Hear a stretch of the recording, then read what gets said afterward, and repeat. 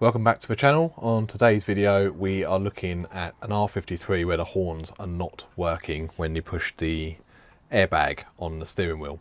So first of all, let me show you the problem so you can see that it's not working. Then we're going to do some fault finding and hopefully you're going to do some rectification and get the horns working by the end of the video. So let me get to the car, I'll show you what's going on and then we'll go from there. So here's the car.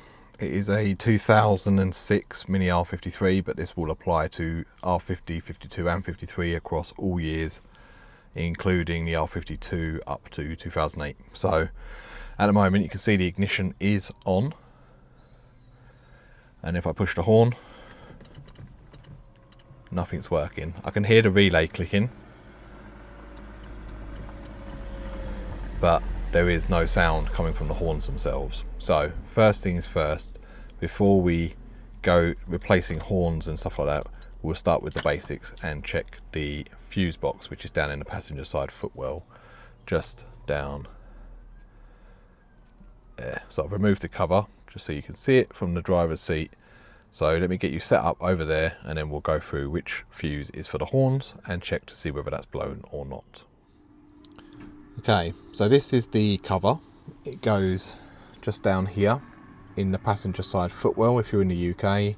If you're in the US it may be the other way around, but if we look on the fuse list you can see that the horn is this one here. So normally the way that I'd do it is you have these three different columns with fuses in, so you go 1, 2, 3, count down from the top, so you got 1, 2, 3, 4, 5, 6, 7, 8, 9, 10. And then in this section here, you can see you've got the first section, middle section, end section. So you're going down from the top. So that'll be 1, 2, 3, 4, 5, 6, 7, 8. And it'll be one of these 15 amp ones in the middle here. So let me quickly grab a pair of needle nose pliers. There should be a little red fuse puller down here. This car is actually missing it. So I'm going to grab a quick set of needle nose pliers just so I can pull that fuse out. And then we'll have a look at it together. So let me quickly go and grab those and then I'll be back. Okay, so as we discussed, it's the mid section, so this column here with the fuse missing, and we've got 1, 2, 3, 4, 5, 6, 7, 8, 9, 10. So where you've got your 3 15 amp ones here, it is the one in the middle. And what we're looking for is a break in that fuse, which you can see if we zoom in on that a little bit, there is no break there. So our fuse is actually working okay. If your fuse is blown, what I would do first of all is pop a new 15 amp fuse in and then test the horn again, and if that is still not working then we move on to the next section. So because we're pretty confident that this part is okay, we can now pop this back together. So this just literally just slots in and then pushes into the panel, and that is job done. If you want to get it out, you can just put your finger in there and it should just pop out like so, or you may want to use a small screwdriver or even your car key will actually go in there. Okay, so that's that back together. Let's go outside the car now, because what we need to do is remove the front bumper to get to the horns, and I'll show you how to do that. Okay, so this is the aero bumper. There isn't a huge amount of difference in the removal process, the only difference being that if you have a standard bumper, there will be 3 10mm fixing bolts in the bottom if they are still there. Most of them will be missing by now, and there are 2 Phillips screws in the right and left hand corners again if they are in place. And normally a quick easy way to see if they are in place is if you get the bottom of the bumper and you can move it like that. The only things holding it on will be this T30 and an 8 or 10mm in the wheel arch liners here. So the easy way to get those out without having to jack the car up is just to pop the key in the ignition, start the car and put the wheel on full lock. So let's do that quickly before we get to removing any screws and bolts.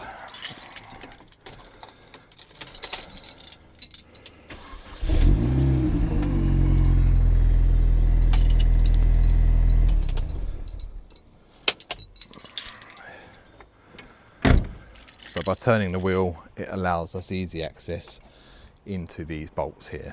So let's get those off.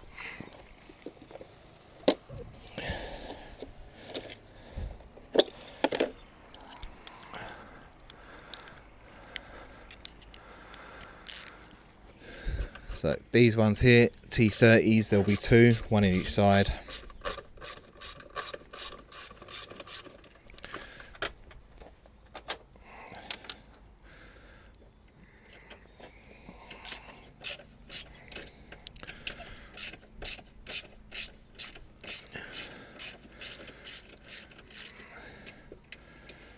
And these ones that hold on the bumper side are normally 8mm unless they've been replaced at some point. If they're looking a bit crusty, you may want to give them a little bit of penetrating fluid before you start to try and remove them.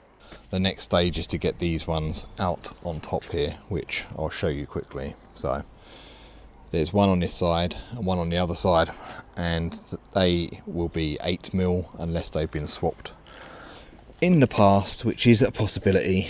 Sometimes they go up to 10 because they do get a bit old and crusty.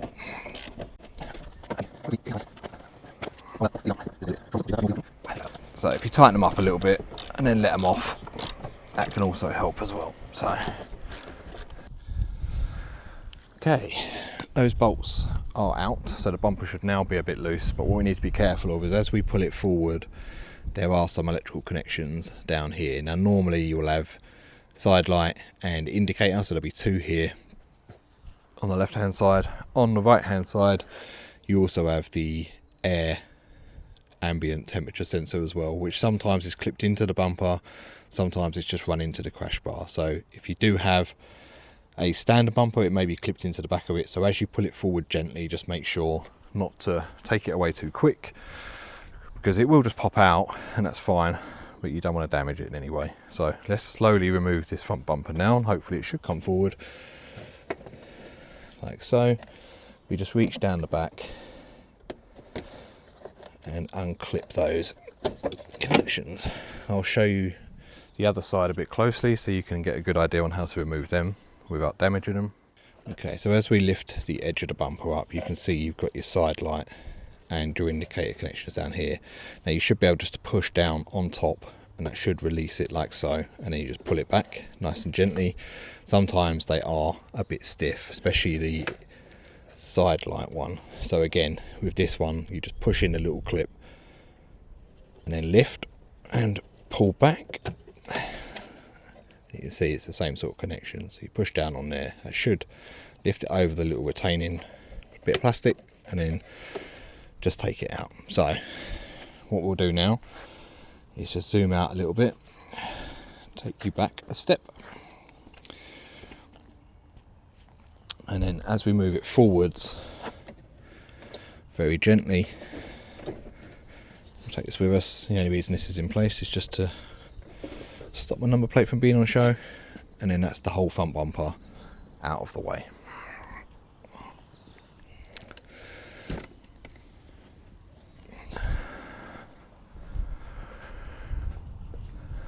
And then what that does do is it exposes the high and low pitch horns, which on this side is here, the other side is the opposite. Now these are held in again with a little plastic clip.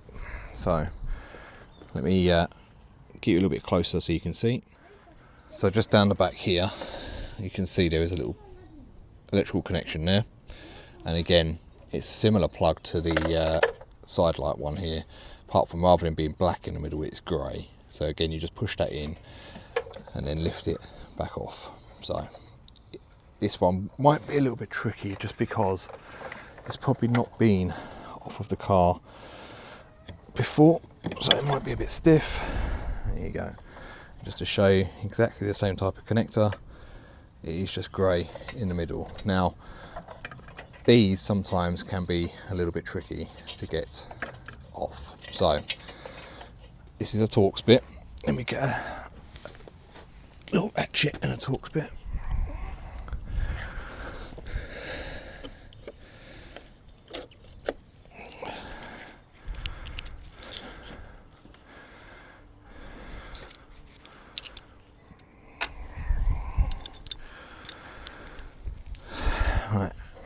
So with these, again, if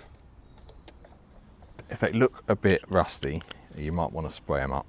This is a T30 and it will be quite stiff, so make sure you push down against the back of the ratchet as you undo, and then that should just unscrew nicely. Once you've got that first bit done, it should come off.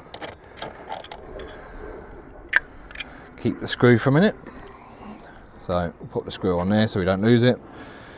We'll do the same on the driver's side as well. And we don't expect you guys to be able to do this, but we're going to test these horns to see if they're working okay. So again, just release that connector off the back, like so, and applying a bit of pressure on the back of the ratchet. It's important that you put a bit of pressure on it because you don't want it to slip, because if it starts to round off that Torx bit, you're going to have to drill it out, and at that point you probably will give up doing it and take it to a garage. So if you apply a bit of pressure, it just stops it from rounding off those little bits inside. And I think most people have been there and rounded off a Torx bit before, but if you haven't, it's not a nice job. So these are the two horns off of the car. We're going to go and test those on a bench. So let's go and do that and show you how that works. And then if they are faulty, we'll put some new ones on. Okay, so this is my bench testing setup. Now basically, because I work on quite a few of these, what I've done is I broke a car previously and I've made up some like wiring harnesses for testing. So this one's for the fuel pump. We've got this one for electric windows, so we can make the motors go up and down when the car's disconnected. This is for the fan, because the low and high speed fans are quite common.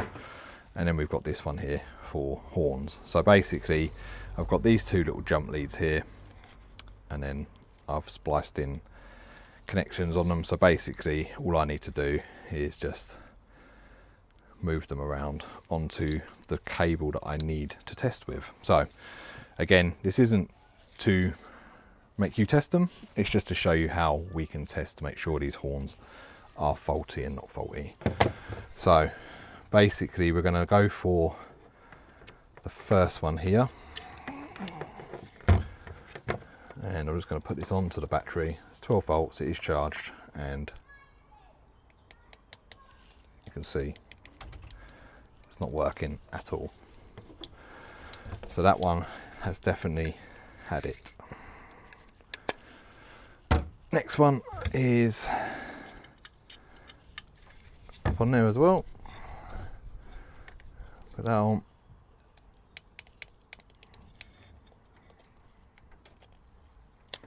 Also had it. Let's get a spare one, or hopefully one that is working, so we can test these as well, just to show you how this works. So this is a horn off of another car that we've got, and if we put this on, hopefully this one should work. Yeah. So we've got the first one that we need. Let's go and get another one. These are sided as well, but I imagine you could probably flip them around quite easily if you wanted to. So let's try this one as well. You got low and high pitch. Yeah. So there we go. We've got two good working ones. So refitting is just the reversal of the removal. Just make sure you get them the right way round. So the right hand side one, the bracket needs to face in towards the car. We can pop that plug in straight away. So just having to work around it.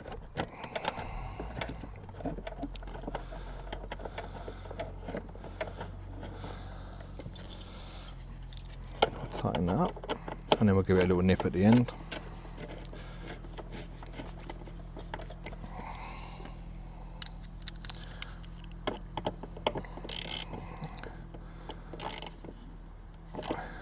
so. That one's in. We'll do the same on this side as well.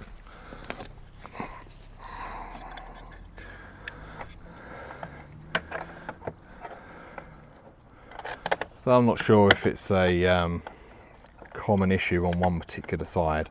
It may be that the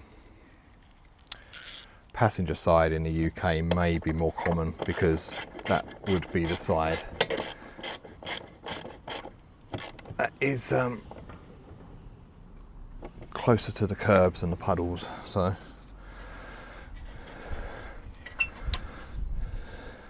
right, so now they're both back into place. Let us pop the key in and see if the horns are working. Yeah, here we go. Okay, so now we've got to do is refit the front bumper. Okay, so I'll show you on this side. So normally what I would do is roughly just hold it into place, and you've got the two wiring harnesses sections down here, so you've got the side lights and that. So if you level it up roughly, because there's quite a bit of slack on there, you can clip them into place straight away, and do the same on the other side.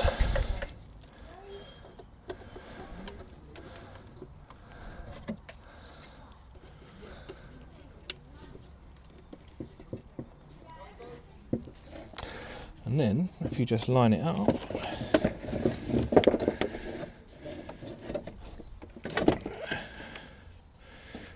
it should be roughly in place for you.